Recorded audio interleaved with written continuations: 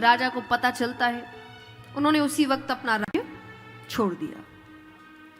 अब वो वन की ओर आ गए हैं। वन में सारे ऋषिगण एकत्रित हुए हैं कि कैसे 7 दिनों में इसे मुक्ति मिल जाए।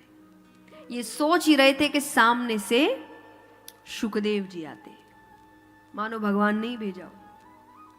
सबने शुकदेव जी से प्रार्थना करी कि आप इनको श्रीमद् भागवत कथा सप्ताहपारायण सुनाइए। मान गए। आइए,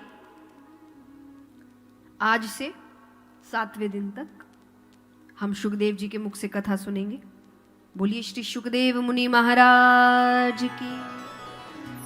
अब शुकदेव जी राजा परीक्षित के पास बैठे हैं। राजा परीक्षित ने कहा, प्रभु मुझे वराह अवतार के बारे में बताइए। शुकदेव जी ने कहा, दक्ष की कन्या दिति, 2 बहनें हैं, दिति अदिति। अदिति देवताओं की माता है। तो दिति अपने पति कश्यप ऋषि के पास संतान की कामना से आती है, उसको संतान चाहिए। पति पूजा कर रहे हैं, शाम का समय है। पति ने कहा, ये समय सही, हर चीज के लिए समय बांधा गया है, समय पे किया हुआ कार्य अच्छा होता है। तो पति ने कहा, ये समय सही नहीं है। वो जिद करने लगती है, तो उन्होंने इच्छा की पूर्ति कर दी।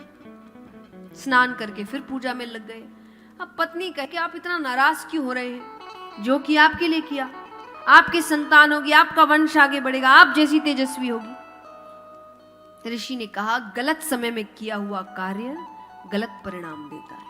संतान होगी, 1 नहीं 2 जुड़वा होगी, पर महादुष्ट होगी।